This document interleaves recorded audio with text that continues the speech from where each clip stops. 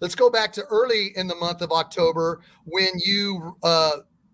it was Monday Night Football. It was the undefeated AFC champions, Buffalo Bills coming to town to play against the 3-2 or 4-1. I can't remember. You were like maybe 3-2. It was all about Buffalo. It was the first Monday night football game at Arrowhead Stadium in 9 years. And as a fan, Harvey, I speak for 78,000 fans in attendance. There was a magic in the air. There was an aura in the air that to this day, when you go to Arrowhead Stadium and it's a sellout crowd, you feel what you felt in early October on Monday Night Football when the Chiefs played the Buffalo Bills. And what you and the rest of the Chiefs delivered that night was magical. You took the opening kickoff, you stuttered, took it to the 38-yard line, high stepped it out of bounds. You were hit late. It set up shop for the Chiefs on the opposite side of the 50-yard line. The Chiefs steamrolled Buffalo. My question to you, Harvey, and this is a two-part question. I want you to answer this first. Did you feel what us fans have felt that night at that stadium that carries on to this day at Arrowhead? Did you feel that magic, Harvey? Yeah, we felt it the whole week going into the game because, they had big bad, Jim Kelly and Thurman Thomas, and Buffalo was picked to win the Super Bowl that year. So, it was Monday night and we had to let everything hang out and do our thing, man. The guys were pumped up. And, like I was telling you guys earlier, man, that 1991 team, that team was good enough to win. The 91 and 92 team was good enough to win the Super Bowl. But it was electric that night. And, it was exciting. It was fantastic. And it was on Monday Night Football. And it can't get any better than that. Yes, and let's fast forward to 4 weeks later. You got another Monday Night Football game at Arrowhead Stadium, but you're coming off a loss. You're coming off a tough loss at Denver in a game where the Chiefs trailed 16-9. Then on second and inches at the 15, under 5 minutes left, you bust off a touchdown run and ties it up. And the announcers for NBC that day were saying, give it to Harvey, give it to Harvey. And you had a great game. You showed poise. You showed that Marty Schottenheimer and the Chiefs offense could trust you. Down 7, you tied the game, but John Elway won it late on a insane roll to his right, throws a bomb 70 yards down the field back to his left, and they won on a last-second field goal. Okay, Harvey, you're coming off that loss in a game that you did well.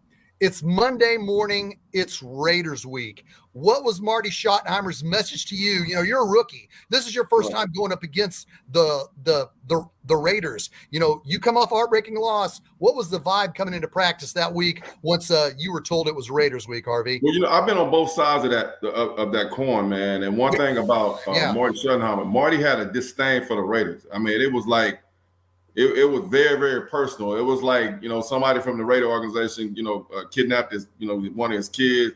It was just that intent. And it's serious. It's when I tell you guys it's serious on both sides.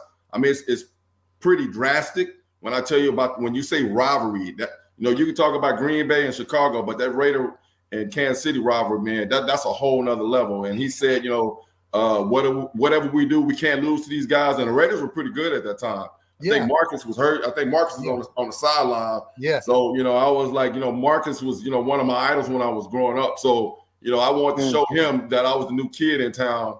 And, I had a really good game. I think I ran down, if you remember, I think DeBerg threw an interception. I ran down Townsend on the 1 yard line, and they didn't score. Isiah, 12 months ago at this time, you were 7th round draft pick. You had to prove yourself. Now you're here 12 months later. In between, you got to be the starting running back for a Super Bowl champion Chief and score a touchdown. What does it mean to have 300 kids here at Olathe practicing at your training camp? What's it mean just after one season? It's a great feeling to be out here to, to show my face and to have the support behind me like this. It's an amazing feeling because I was a kid that, went to camps like this to, the support whoever was it may be that had the camp for the younger generation. And for me, I was in the same position, the same shoes, and wishing to achieve my goals. And, Super Bowl champ rookie year is a great feeling. And now I'm back here with the kids in Kansas. It's a great feeling. I'm blessed to be here, man. What's that other stadium in the NFL that you like, I can't wait to, step foot in there and step on that field? Well, what other field is that in what city? Actually, I can't wait for the Germany game. That's Whoa, Germany. That's gonna be a whole different. Like, yeah, you get to play in everybody else's stadium, but like being able to play in Germany, that's a different feeling. You know, not everybody gets to experience that. yeah, for sure. So Get out the I'm trying to country. appreciate that one. You know, Well, you have the country and a new culture. Like Mhm. that's a different vibe. You can't always say that. Well, Wanya, since you did bring up that game in Germany, the locker room is going to tell you about Tyreek Hill talking smack. Tyreek Hill's already said he's going to beat the Chiefs when he plays them, and they ended up scheduling that game in Germany. So be ready for that trash talking, which I'm sure you will. But if you can give some trash talking back to Tyreek Hill, we would greatly appreciate it. I'm gonna have to run to the other sideline and do that one, huh? Yeah, it's true. What the Chiefs did was they marched in during that offseason, quarterbacks Chris Chandler, Heath Shuler, and Elvis Gerback. When they marched those quarterbacks in to see if they wanted to be the starting quarterback, did you get any say-so in that, Tim? Did Marty Schottenheimer come to you and say, hey, Tim, who do you like, Chris Chandler, Heath Shuler, or Elvis Gerback? And did you feel that Rich Gannon got kind of shelved because he pulled his hamstring when he finally became the starter? How did that go about, Tim? Yeah, you know what? Rich Gannon, what a great competitor. I talk about in the book. He just commanded so much respect in the huddle, and the guys loved him. And then nothing against Elvis. And listen, Elvis had some great years here.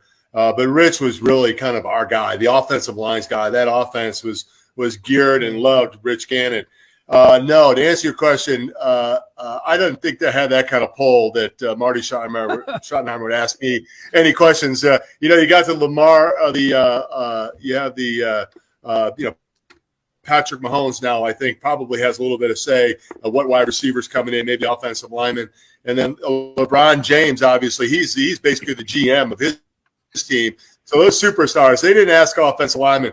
I never got to dictate who's going to put his hands between my legs. I was just glad there were hands there. You know what I mean? When Joe Pendry left and Paul Hackett took over, since you are talking specifically about, audibles that Joe Montana called, did you feel, was the playbook bigger under Paul Hackett than it was with Joe Pendry, JJ? No, it was just a different offense. It was the West Coast offense. The difference is the quarterback, Montana, had more freedom to make more calls, to make more audibles, to make more adjustments. Where, when Pendry was there, it was a different offense. It was Marty ball, it was smash mouth, it was ball control. So the quarterbacks didn't have as much flexibility. But you could pretty much tell that, they gave Joe Montana the freedom to make any adjustment he felt was necessary. Sports, and we're thrilled to have you. Now, Pat, the question I have for you is, when it comes time to believe in what goes on in a player's heart, regardless of the circumstances that they had to endure to achieve their goals, you still believe in it. Let's go back to 15 months ago when I was a guest on the Big Mahomes Show. You and I broke down the Kansas City Chiefs 2022 NFL Draft. We spent a lot of time talking about the draft picks, but we spent also a great deal of time about the signing of one wide receiver, Justin Ross.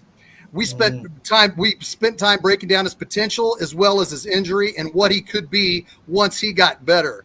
And 15 months later, here we are. He's making plays. He dealt with the foot injury.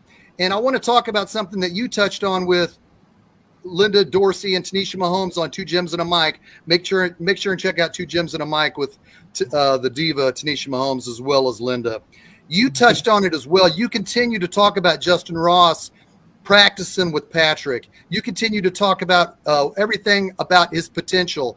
I'm still excited about Justin Ross because of his potential and what we talked about that day. I went ahead and created a Justin Ross fan page, and you and Clay Windler were the first two members to join. We're up to 1,600 now, and I can't thank you enough for believing in the kid going back 15 months. Now, what have you seen from what you know now, from what you touched on with Two Gems on a Mic and knowing that he's been practicing with Patrick all offseason? How do you feel about what you've seen of Justin Ross in the first two preseason games, Pat? Well, what I see is a very explosive player. A player that's is a great route runner, has an idea of what he's doing out there. I really thought he would have been great last year, without the injury. Same thing. He'd have been a high draft pick if he wouldn't have had the serious injury in college. And I've seen him out working with Patrick. Patrick throwing routes to him and watching the chemistry build and everything like that. And whenever Patrick starts to build chemistry with a guy, that normally, leads to good things. Kind of like the same way he did with Travis. So I'm expecting very, very big things. I think he's going to be a breakout player this year. I think Scott Moore is going to be a great player this year. I think they have some weapons. I mean, people are sleeping on the Chiefs, talking about the receivers and everything. But one thing I've said about, Patrick Mahomes, my son, since he came into the NFL, I mean, I remember having a conversation with Travis Kelce after the first game when Kelce caught like 3 passes for like 39 yards or something like that, and he was a little down. And I told him then, I said, I can tell you one thing about my son. It doesn't matter what number you got on your back. If you get open, he's going to get you the ball. And I see Justin Ross as a guy that's going to get open, and I think he's going to catch a lot of footballs this year. Solomon, when you see the Kansas City Chiefs struggle like this, many people had the Chiefs repeating as world champions, and it's easy to do that when you got a quarterback and a head coach tandem of Andy Reid and Patrick Mahomes. When you watch them play, they're 9-6. We've seen them play 15 weeks of inconsistent football, and after yesterday's performance, when you see a team that doesn't look focused or coached or prepared, what does that tell you about the Kansas City Chiefs moving forward, not only this Sunday against Cincinnati, but playoffs if there's even a chance? What does that tell you about the team, Solomon? It tells you that there are some areas in decline. It tells you that there are some areas that are not executing up to the standard and the levels that we were accustomed to seeing at least over the last 5 seasons. And we tend to have, I think, take a lot for granted when we have a sort of a Superman who wears an S on his chest and a cape at the quarterback position. We kind of look at it like we do when we go to the movies and we go to the theater. We think that guy, the quarterback, is like the leading man in a film who's always going to win the day. And we forget that it's a team game, guys. We forget that the quarterback needs everybody else's help to do his job. And if you've got those other areas taken care of, now the quarterback can help elevate the team. But if you don't have those bases covered, there's going to be holes if you're dropping passes, if you can't protect your quarterback, if you don't have a run game that all of a sudden disappeared from Kansas City, the offense is going to struggle and hit some all-time lows like what we're seeing currently. Issue here? Like, I'm gonna say it again, Clint. It's about doing your job, man. That guy that's in front of you, you need to whoop his ass. That guy, that's holding you one-on-one at wide receivers. The linebackers, the running backs need to make the linebackers miss. It's a combination of everything. And I'm gonna say it again. I know a lot of people don't like Eric Bieniemy, but I came out at the same time Eric Bieniemy came. We came out at the same time. And I was at a couple of all-star games when that guy's going to hold you accountable. And I think they don't have that right now. Yeah. And somebody needs to, pull out the paddle. When you was a little kid and you got to go to the principal's office and get your ass whooped. That's what have to happen right now. Because, for this guy not to make the playoffs or one and done, Mahomes, we're wasting time, man. That dude is the real deal, man. And just to see him that frustrated. He's a quarterback. He should throw the ball. He shouldn't be worrying about, can he trust this guy? He's going to catch the ball, or can this guy beat this cornerback or the safety over the top? And that goes across the board. And defense is excellent. Defense is playing their ass off. And at the end of the day, you got to score some